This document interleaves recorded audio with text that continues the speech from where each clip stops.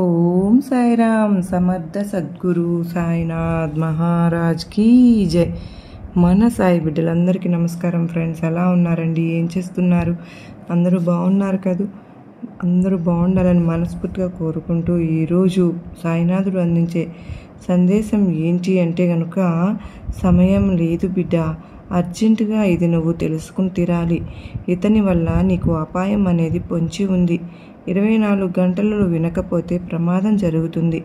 వెంటనే తెలుసుకోమ్మా అని చెప్పి ఏదో తెలియని సందేశాన్ని ఈరోజు సాయినాథుడు మనకు అందించడానికి మన ముందుకు వచ్చారు ఫ్రెండ్స్. మరి సాయినాథుడు ఏ సందేశం అందించినా కూడా అది మన భవిష్యత్తుకు పునాది అని చెప్పి మనందరికీ కూడా తెలిసిన విషయమే కదా. మరి వీడియోని ఎక్కడ స్కిప్ చేయకుండా చూస్తేనే కదండి ఈ సందేశం దానిలోని దానికంటే చక్కగా మొత్తం వింటేనే కదండి మొత్తం తెలుస్తుంది.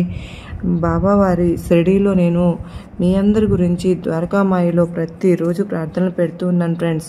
నిజంగా నాకు చాలా హ్యాపీగా ఉన్నాను. బాబావారి సన్నిధిలో ఇలాగా మీ అందరికీ షేర్ చేయడం నాకు చాలా సంతోషాన్ని కలిగిస్తుంది. షిరిడీలో ఉన్నానని మీ అందరికీ కూడా తెలిసిపోతుంది కదా ఫ్రెండ్స్. ప్రతిరోజు చూస్తూ ఉన్నారు. ప్రతిరోజు అక్కడ జరిగే యాక్టివిటీస్ అన్నీ కూడా నేను వీడియో రూపంలో మీకు షేర్ చేస్తూనే ఉన్నాను. మీకు కూడా మంచి జరగాలని చెప్పి నేను ఇలా చేస్తూ ఉన్నాను. నేను ఎస్టర్డే ఇక్కడ మద్రాస్ వారి హోటల్లో తీశానండి. మీరందరూ కూడా చూసి చక్కగా ఇక్కడ నుంచి బాబావారికి వేడి నీళ్ళు ప్రతిరోజు అభిషేకానికి వెళ్తూ ఉంటాయండి. అక్కడ వెళ్తూ ఉంటే బాబావారు చక్కగా పడుకుని పైన రగ్గు కప్పేశారు. ఎంత మంచిగా అనిపించిందో. బాబా దగ్గరికి వెళ్ళి బాబాతో మాట్లాడుతూ నేను ఇదంతా మీకు కూడా షేర్ చేశానండి. మీరందరూ కూడా చూసి చక్కగా దండం పెట్టుకోండి, ప్రార్థనలు అయితే పెట్టండి. ఖచ్చితంగా మీరు అనుకున్న కోరికలన్నీ బాబావారు తీర్చేయాలని 100కు 1000% నమ్మకంతో జరుగుతుంది అనే కనెక్ట్ అయితే కనుక మీ యొక్క సమస్యల నుంచి మీరు బయటపడి ఆనందంగా జీవితంలో ముందుకు అడుగు వేయగలుగుతారు. ఇక సాయినాథన్ సందేశం ఏంటో ఇప్పుడు తెలుసుకుందాం మా ఫ్రెండ్స్. ఇప్పటికే చాలా ఆలస్యం అయిపోయింది బిడ్డ, సమయం లేదమ్మా అని చెప్పి నేను ఎందుకు చెప్పానో ఇది నువ్వు పూర్తిగా తెలుసుకుంటేనే కదమ్మా అర్థమవుతుంది తల్లి. అర్జెంటుగా తెలుసుకోవాలి అని చెప్పి నా కంగారుకు కారణం ఏంటో కూడా నీకు వివరించి చెప్తానమ్మా. ఇతని వల్ల కేవలం ఒక మగ మనిషి వల్ల నీ జీవితంలో అపాయం అనేది పొంచి ఉంది బిడ్డ. ఇప్పటికే చాలా నష్టాలు జరిగిపోయాయి. ఇప్పటికైనా తెలుసుకోకపోతే నీకు నష్టం అనేది తప్పక జరిగి తీరుతుంది. ఆ నష్టం నీకు జరగకూడదు అన్న ఉద్దేశంతోనే నేను నీకు ఈరోజు ఈ సందేశాన్ని నీ ముందుకు తీసుకొచ్చానమ్మా తల్లి. ప్రతిదానికి కూడా నువ్వు బాబా కష్టం వచ్చింది బాబా, కష్టం నుంచి బయటపడవే తండ్రి అని చెప్పి నన్ను అడుగుతూ ఉంటావు. మరి నీ వెనుక కొండంత అండగా నేను ఉన్నా కదా బిడ్డ. ఎందుకు ఇంత కంగారు పడుతూ ఉన్నావు? ఎందుకు ఇంత బాధపడుతూ ఉన్నావు తల్లి? ప్రతి సమస్యకు కూడా ఈ భూమి మీద పరిష్కారం అనేది దొరికి తీరుతుంది. నా బిడ్డ కంగారులో ఇలా భయపడిపోతూ ఉంది, కానీ నా బిడ్డ భయపడకూడదు. నా బిడ్డ ధైర్యంగా బ్రతకాలి, నా బిడ్డ సంతోషంగా ఉండాలి అని చెప్పి ఈ తండ్రి కోరుకుంటున్నాను. చెప్పు, నువ్వు బాధతో సతమతమైపోతూ ఉంటే ఈ తండ్రి సంతోషంగా ఎలా ఉంటాడో తల్లి నువ్వే చెప్పు. ఏ తండ్రి అయినా సరే కానీ కోరుకునేది ఏంటి అంటే కనుక తన బిడ్డ సంతోషంగా నవ్వుతూ ఉండాలి అని మాత్రమే. అవునా కదా అమ్మా? నీకు కూడా బిడ్డలు ఉన్నారు కదా. నీ బిడ్డల గురించి నువ్వు ఏ విధంగా అయితే ఆలోచిస్తూ ఉన్నావో నేను కూడా నీ గురించి అలాగే ఆలోచిస్తున్నాను తల్లి. కంట్లో ఎందుకమ్మా కన్నీరు? ఎందుకు ఏడుస్తున్నావు చెప్పు. మరి నీ సమస్యను తీర్చడానికి ఈ తండ్రి వచ్చాను కదా. మరి నా మీద నమ్మకం లేదా తల్లి? ఒక్కసారి నీ కంట్లో కన్నీటిని తుడుచుకో బిడ్డ. ఎన్నో బాధలను పడ్డావు, వయసుకు మించిన అనుభవాలను పొందావు. ప్రతిదీ కూడా అర్థమైపోతుంది, మనిషి యొక్క మనస్తత్వం కూడా అర్థమైపోతుంది. కానీ ఇంకా నువ్వు మోసపోతూనే ఉన్నావమ్మా. నా బిడ్డ ఇలా ఎంతకాలం మోసం నష్టపోవాలి చెప్పు. నా బిడ్డకు ఇప్పుడు కూడా నేను ఇది చెప్పకపోతే ఇంకా నష్టపోయే ప్రమాదం ఉంది. అది నేను చూసి తట్టుకోలేను. తల్లి, ఎందుకో తెలుసా, నా జీవితం ఈ విధంగా అయిపోయింది.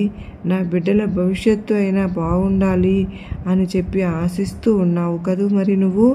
కానీ ఇలాగే ఇది కొనసాగితే నీ బిడ్డల భవిష్యత్తు మీద దెబ్బ తగలవచ్చు బిడ్డ. కనుక కంగారుతో నీ ముందుకు వచ్చాను. ఇప్పుడైనా నేను చెప్పింది అర్థం చేసుకో బిడ్డ. అనుకున్న పనులన్నీ కూడా అనుకున్నట్లు సక్రమంగా జరగడం లేదు అని కదా, నీ ప్రతి పనిలోనూ ఏదో ఒక ఆటంకం అనేది ఏర్పడుతూ ఉంది కదా. ఏది అనుకున్నా కానీ వెనక్కి వెళ్ళిపోతూ ఉంది.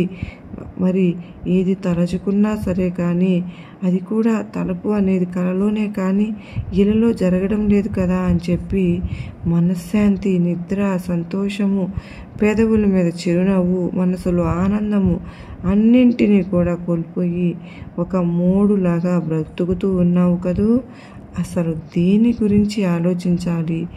ఏ కల ఉంది నీకు నా బ్రతుకుకి అని చెప్పి నిరాశతో కుంగిపోతూ ఉన్నావు కదా. మరి ఇవన్నీ నాకు ఎలా తెలిసాయి తల్లి చెప్పు. నిన్ను వెన్నంటే ఉండి నీ కష్టాలను అన్నింటినీ గమనిస్తూ ఉన్నాను కనుకనే కదా బిడ్డ. మరి ఇన్ని కష్టాలను గమనిస్తూ పదే పదే నీ నామస్మరణతో నేను గడుపుతూ ఉంటే నా కష్టాలను తీర్చలేకపోయావా బాబా అని చెప్పి అడుగుతూ ఉన్నావు కదూ బిడ్డ. ఇప్పుడు పడుతున్న కష్టాలకు కారణం నేను కాదు, ఆ బ్రహ్మ రాసిన రాతని మార్చటం ఎవ్వరి తరము కాదు. కానీ ఇది నీ చేతుల్లోనే ఉంది. ఎందుకంటే నువ్వు చేసే పాప పుణ్యాల ఫలితం అనేది నీకు భవిష్యత్తులో ఎదురవుతుంది. తెలుసో తెలియకో కొన్ని తప్పులను పోయిన జన్మలో చేసేసావు. వాటికి ఫలితాన్ని అనుభవిస్తూ ఉన్నావమ్మా. ఎంతో కన్నీటిని కార్చావు. వయసుకు మించిన వేదనని పడుతూ ఉన్నావు. బిడ్డల భవిష్యత్తు అయినా కానీ బాగుండాలి అని చెప్పి ఆరాట పడుతూ ఉన్నావు. తల్లి, నువ్వు చేస్తున్న తప్పు ఒకే ఒక్కటి ఏంటో చెప్పమంటావా?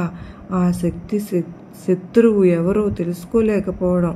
దీనంతటికీ కూడా కారణం ఆ శత్రువే అని చెప్పి నువ్వు ఇప్పుడు నేను చెప్పినా కూడా నమ్మలేవు.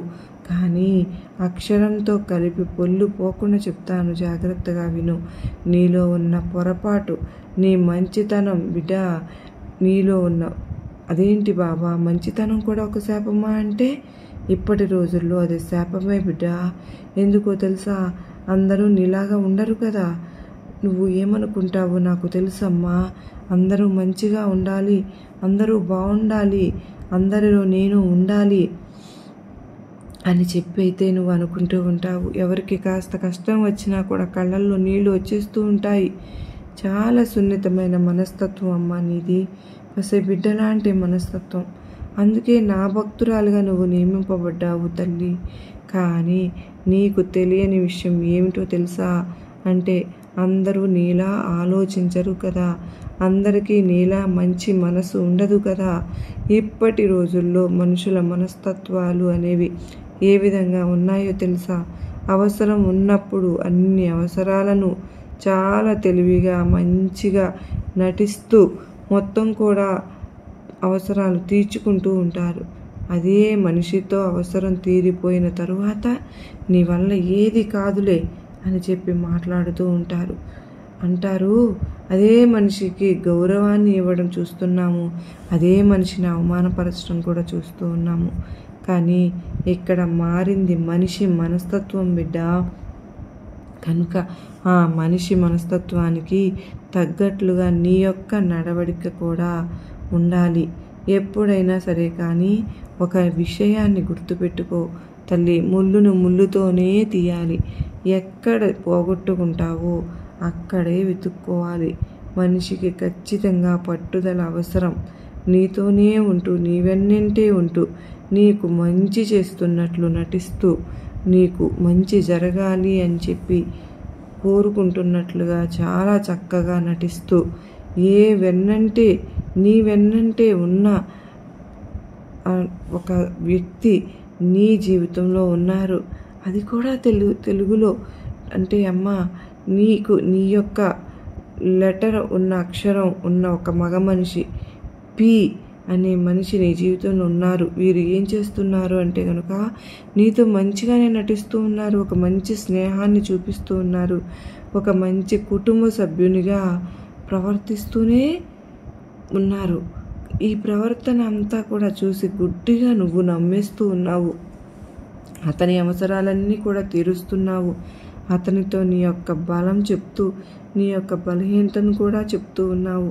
నేను ఉన్నాను అని చెప్పి నమ్మించి నీ గురించి నలుగురికి కూడా చెప్పి నీవు ఏ పనులైతే జరపాలి అని చెప్పి నిర్ణయించుకుంటున్నావో ఆ పనులన్నిటినీ కూడా ముందుగానే తెలుసుకుని ఆ పనులు నీ జీవితంలో విజయవంతం కాకుండా చేస్తూ ఎక్కడికక్కడ నిన్ను స్నేహానికి గురి చేస్తూ నష్టానికి గురి చేస్తూ పెదవుల మీద చిరునవ్వుతో నీ ముందు అలాగే తిరుగుతూ ఉన్నారు. ఇప్పటికైనా సరే కానీ తెలుసుకోకపోతే నేను కూడా నిన్ను కాపాడలేను బిడ్డ. ఎందుకో తెలుసా, అతని వల్ల నువ్వు ఇప్పటికే జీవితంలో చాలా నష్టపోయావమ్మా, చాలా కోల్పోయావు కూడా. నీ సంతోషాన్ని కోల్పోయావు, నీ ఆనందాన్ని, నీ కలలను అన్నింటినీ కూడా నువ్వు కోల్పోయావు. కేవలం మిగిలింది ఒకే ఒక్కటి, అది నీ కన్నీరు మాత్రమే. బిడ్డ, నీ యొక్క కుటుంబంలో జరిగే విషయాలన్నింటినీ కూడా నువ్వు గోప్యంగా ఉంచుకోవాలి బిడ్డ. ఎవరికి నువ్వు చెప్పకూడదు తల్లి. ఎవరికైనా చెప్తే ఏమొస్తుంది చెప్పు? నీకు కాస్త బరువు దిగినట్టుగా అనిపిస్తుంది తప్ప ఉపయోగం ఏమీ కూడా ఉండదు బిడ్డ. మరి అలా చెప్పుకోవాలి అనుకుంటే నీ తల్లిదండ్రులకు లేదా తండ్రి లాంటి నాకు చెప్పుకోవాలి. అలా నువ్వు ఇతరులకు చెప్పడం వల్ల నీ యొక్క విలువ అనేది తగ్గిపోతుంది అని చెప్పి తెలుసుకో. నలుగురిలో నువ్వు చులకన అయిపోతావు అని చెప్పి తెలుసుకో. నలుగురు నిన్ను తక్కువగా చేసి మాట్లాడతారు అని చెప్పి తెలుసుకో బిడ్డ. ఎందుకో తెలుసా, అందరూ నీలాగా మంచివారు కాదు తల్లి. ఇప్పుడున్న ప్రపంచమంతా కూడా స్వార్థంతో ఈర్ష్యతో నిండిపోయింది. ఎవరికి డబ్బు ఉంటే వారి వెనకాలే ప్రపంచం పరిగెడుతూ ఉంది. ఎవరికి సొమ్ము ఉంటే వారి వైపే ప్రపంచం మాట్లాడుతుంది. నీలా బాధపడే వాళ్ళ పక్కన ప్రపంచం నిలబడదు బిడ్డ. కనీసం నువ్వు ఉన్నావు అని చెప్పి కూడా గుర్తుంచుకోదు. కానీ నువ్వు మాత్రం అటువంటి ప్రపంచంతో సహవాసం చేస్తూ ఉన్నావు బిడ్డ.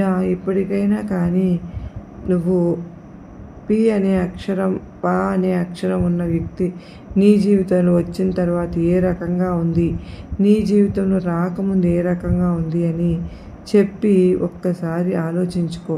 నీ జీవితంలోకి అతను రాకముందు నువ్వు చాలా చాలా సంతోషంగా ఉన్నావు, చాలా ఆనందంగా ఉన్నావు. ప్రతి చిన్నదాన్ని కూడా సంబరంగా జరుపుకునేదానివి, నవ్వుతూ బ్రతికేదానివి, కుటుంబమే సర్వస్వం అన్నట్లుగా ఉండేదానివి. కానీ అతను నీ జీవితంలోకి వచ్చిన తరువాత నీ జీవితం అంతా కూడా చీకటిమయమైపోయింది. కష్టాలు, కన్నీరు, మానసిక వేదన, మనశ్శాంతి లేకపోవడం, నిద్ర లేకపోవడం, ఇలా నువ్వు ఎంతో బాధపడుతూ ఉన్నావు. నీ బాధని నేను అసలు చూడలేకుని కంగారుతో వచ్చాను బిడ్డ. నా బిడ్డ కష్టాన్ని తీర్చాలని నేను ఆరాటంతో వచ్చానమ్మా.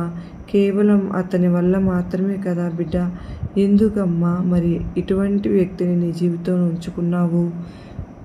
నువ్వు పడుతున్న కష్టాలకు కారణం ఏదైనా కానీ దూరంగా విసిరేస్తాను నేను అన్నావు కదా బాబా. మరి నువ్వు ఇతన్ని దూరంగా విసిరేస్తావా చెప్పు? మరి ఇతను ఎవరు అన్న ప్రశ్న నువ్వు నన్ను వేస్తే అతను నీ స్నేహితుడైనా కావచ్చు, నీ బంధువులోనైనా కావచ్చు, నువ్వు పనిచేస్తున్న దగ్గర అయినా అయి ఉండవచ్చు, ఎక్కడైనా సరే. కానీ ఈ పి అనే అక్షరం ఉంటే ఆ పని పా అనే అక్షరం ఉన్నదో ఎవరైతే ఉన్నారో అందరూ కాదు బిడ్డ. తల్లి, చాలా మందికి ఈ అక్షరంతో పేరు మొదలవుతుంది. కానీ ఇలా పి పా అనే అక్షరం ఉన్న వారందరినీ కూడా నేను దూరం పెట్టమని నేను చెప్పడం లేదు. నీకు పరిచయమైన ఆ అక్షరంలో ఉన్న వ్యక్తులు ఎవరైతే ఉన్నారో వారందరూ కూడా చెడ్డవారు అని చెప్పి నేను చెప్పడం కూడా లేదు. ఎవరో ఒకరి పర్టిక్యులర్ పర్సన్ ఒక ముఖ్యమైన కీలక పాత్ర పోషిస్తూ ఉంటారు కదా. నీ జీవితంలో అటువంటి వారిని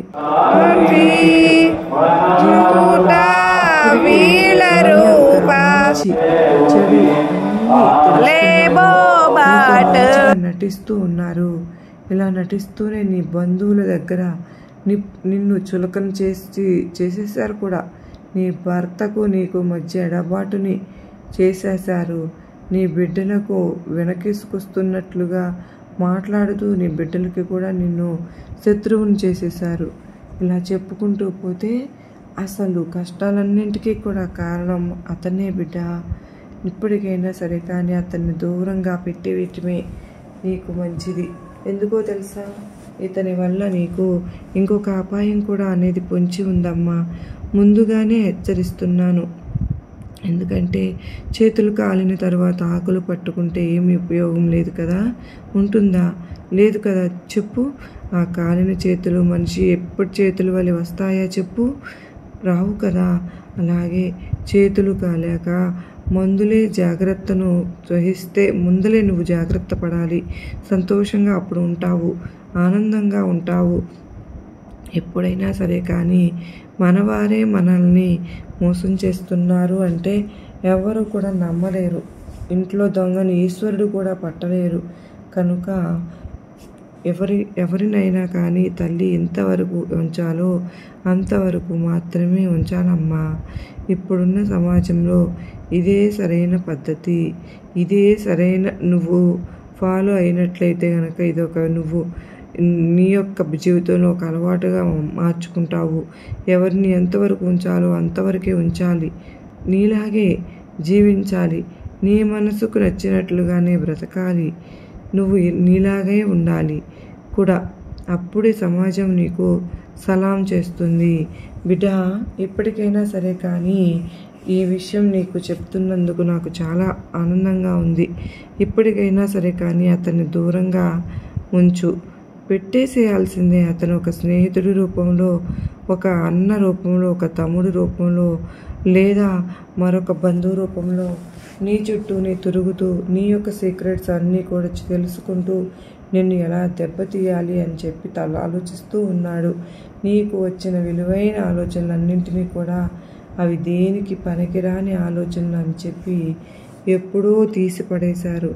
అదే ఆలోచనను నువ్వు అమలులో పెట్టి ఉన్నట్లయితే ఈ రోజున నీ యొక్క స్థాయి మరొక విధంగా స్థాయి ఉండేది కదా. నలుగురిలో ఉంచేవాడిని విలువగా తల్లి. ఇప్పటికైనా సరే కానీ మించిపోయింది అయితే ఏమీ లేదు. కానీ నువ్వు సాధించాలి అనుకున్న జీవితం చాలా ఉంది కనుక, నువ్వు సంతోషంగా గడపాల్సిన జీవితం కూడా చాలా ఉంది కనుక అన్నీ కూడా నువ్వు కోరుకుంటున్నట్లుగానే జరుగుతాయి. నీ మనసుకు నచ్చినట్లుగానే జరుగుతాయి. దేని గురించి భయపడవద్దు, దేని గురించి ఆలోచించవద్దు. నీ భర్తలో మార్పు కూడా వచ్చే తీరుతుంది. కోరిన ఉద్యోగం వస్తుంది. సమస్తము నీకు నచ్చినట్లుగానే జరుగుతాయి. అర్థమైంది కదా బిడ్డ? సంతోషంగా ఉండు, ఆనందంగా ఉండు. అతన్ని దూరంగా అయితే మాత్రం పెట్టేసి ఆ అపాయం నుంచి తప్పించుకో అని చెప్పి ఈరోజు సాయినాథుడు మనకు చాలా చక్కటి అద్భుతమైన సందేశాన్ని అందించారు కదా ఫ్రెండ్స్. మరి ఈ సందేశంలో ఎంతో గొప్ప ఆంతర్యం ఉంది. అర్థమైంది మీకు అందరికీ కూడా అని నేను అనుకుంటున్నాను. నచ్చింది, అర్థమైంది అనిపిస్తే వీడియోకి ఒక చిన్న ఇన్ఫర్మేషన్ ఇవ్వండి. ఓం సాయిరామ్ అని చెప్పి టైప్ చేయడం మాత్రం మర్చిపోవద్దు ఫ్రెండ్స్. మీరందరూ కూడా సుఖంగా సంతోషంగా ఉండాలి అని చెప్పి మనస్ఫూర్తిగా బాబావారిని కోరుకుంటూ ఈరోజు మీ అందరి నుంచి నేను సెలవు తీసుకుంటూ ఉన్నానండి. మీరందరూ బాగుండాలి. మీరందరూ కూడా మీ కోరికలన్నీ తీర్చేసి బాబావారి గొడుగు నీడకి మీరందరూ కూడా చేరిపోవాలని మనస్ఫూర్తిగా నేను షిరిడీలో ఉండి బాబావారికి ప్రార్థనలు అయితే పెడుతూనే ఉన్నాను ఫ్రెండ్స్. నేను ఎస్టర్డే బాబావారి ఇక్కడ ద్వారకామ ఎదురుగానే ఉంటుందండి ఆ టెంపుల్. మాకు బాగా తెలిసి ఎప్పుడు వచ్చినా సరే మేము ఏమైనా కావాలి అంటే అక్కడే కొనుక్కుంటాం. నమ్మకంగా మాకు మంచిగా మంచివి ఇస్తూ ఉంటారు. అందుకే నేను ప్రతిరోజు కూడా నాకు ఏదైనా మొబైల్ ఉన్నా కూడా ద్వారకామాయికి వెళ్ళటానికి ఇబ్బంది పడినా సరే నేను నా మొబైల్ని ఇక్కడ పెట్టి వెళ్తూ ఉంటాను. చాలా మంచి వాళ్ళండి, చాలా రెస్పెక్ట్ ఇస్తారు. ఎంత మంచి వాళ్ళు అంటే మార్నింగ్ తెల్లవారుజామునే ఈ షాప్ అనేది తీయటం జరుగుతుంది. వెంటనే చక్కగా అంతా క్లీన్ చేసేసి బాబావారి యాక్టివిటీస్ ఇక్కడ జరుగుతూ ఉంటాయి ద్వారకామాయిలో. వీళ్ళు చక్కగా క్లీనింగ్ చేసుకుంటూ వచ్చిన వాళ్ళని అందరినీ కూడా చాలా ప్రేమగా పలకరిస్తూ ఉంటారండి. నిజంగా చాలా మంచిగా అనిపిస్తూ ఉంటుంది నాకు. ఎప్పుడు కూడా వచ్చిన నా బ్యాగ్ కానీ ఏదైనా నా చేతిలో నాకు ఇబ్బంది కలిగితే కనుక చాలా టైమే నేను అక్కడ పెట్టడం అనేది జరుగుతుంది. బాబావారి చక్కగా వాళ్ళ దగ్గర ఏదైనా మీకు కావాలన్నా కూడా చక్కగా తీసుకోండి ఫ్రెండ్స్. ఎస్టర్డే వీడియో పెడితే అడిగారు కూడా ఎవరో, మీ ఆ షాప్ అడ్రస్ చెప్పండి మాధవి గారు అని చెప్పి. నిజంగానే నేను చెప్తూ ఉన్నానండి, అది ఎక్కడో అడ్రస్లో ఏమి చెప్పాల్సిన అవసరం అంత లేదండి. ఎందుకంటే ఈ షాప్ ఎదురుగానే బాబావారి ద్వారకామాయి ఎదురుగా ఉన్న షాపేనండి. మార్నింగ్ తీసేది ఈ షాప్ ఒక్కటే. బాబావారి కాగడ హారతికి నేను రోజు వెళ్తూ ఉన్నాను. ఎంతో చక్కగా మేమందరం కాగడ హారతిని హ్యాపీగా మేము జరుపుకుంటూ ఉన్నామండి. నిజంగా అంటే అసలు బాబావారి ద్వారకామాయిలో కూర్చుంటే స్వయంగా బాబావారి ఒళ్ళో మనం ఉన్నట్లేనండి. బాబావారు డైరెక్ట్గా నేను మీ అందరికీ కూడా మంచిగా జరగాలని ఆ వీడియో అనేది తీసి పెడుతూ ఉన్నాను. మీరందరూ కూడా చూసి నిజంగా మీరందరూ కూడా ద్వారకామాయిలో ఉన్నట్లుగా మీరు ఫీల్ అయ్యి బాబావారికి మీరందరూ కూడా ప్రార్థనలు అయితే పెట్టుకోండి. మీ అందరికీ కూడా బాబావారు అటువంటి గొప్ప అవకాశాన్ని మీకు అందించారండి. దాన్ని మీరందరూ కూడా చక్కగా ఉపయోగపెట్టుకుంటారని ఆశతోనే నేను ఈ వీడియోని మీకు షేర్ చేస్తూ ఉన్నాను. ఇంకా ఆంజనేయ స్వామి వీడియో అనేది తీయలేదండి, అది కూడా చక్కగా స్పెషల్గా తీసి షేర్ చేసే ప్రయత్నం అయితే చేస్తాను. బాబావారి దగ్గర చక్కగా చావిడి ముందు బాబావారి ద్వారకామాయి ముందు ముగ్గులు పెట్టుకోవడం అనేది చక్కగా జరిగింది ఫ్రెండ్స్. నేను ఎంతో చక్కగా బాబావారి చావిడి ముందు మంచిగా రంగవల్లులు పెట్టుకుని కలర్స్ వేసుకుని మేము ఎంతో హ్యాపీగా బాబావారి దగ్గర ప్రతి ఒక్క యాక్టివిటీను ఎంతో ఆనందంగా మాకు ఈ అవకాశం వచ్చింది అని చెప్పి సంతోషంగా చేసుకుంటూ ఉన్నాము. నిజంగా మీరందరికీ కూడా షిరిడీ ప్రవేశం లభించాలి అని చెప్పి మీ అందరూ కూడా సాయినాథం దగ్గర ఇటువంటి యాక్టివిటీస్ అనేది చేసుకుని దానిలో ఉన్న ఆనందాన్ని మీరు కూడా పొందాలి అని చెప్పి నేను కూడా మనస్ఫూర్తిగా కోరుకుంటూ ఉన్నానండి. ఈ వీడియో చూసిన ప్రతి ఒక్కరికి కూడా షిరిడీ ప్రవేశ దర్శనం కలగాలి అని నేను మనస్ఫూర్తిగా కోరుకుంటూ ఉన్నాను. ఎంతోమంది తండ్రి ప్రతిరోజు ప్రార్థనలు పెట్టేవాళ్ళు కూడా ఉన్నారండి. షిరిడీ ప్రవేశం మాకు లభించేలా చేయి తండ్రి అని చెప్పి. ఇక్కడ చక్కగా ఈవినింగ్ ప్రోగ్రామ్స్ కూడా జరుగుతూ ఉన్నాయి ఫ్రెండ్స్. అక్కడ కూడా చాలా చక్కగా ఎంతోమంది వాళ్ళ పిల్లలు చక్కగా నృత్య ప్రదర్శనలు ఇస్తూ ఉన్నారు. మీరందరూ కూడా సంతోషంగా ఉండాలని కోరుకుంటూ సర్వే జనా సుఖినో భవంతు.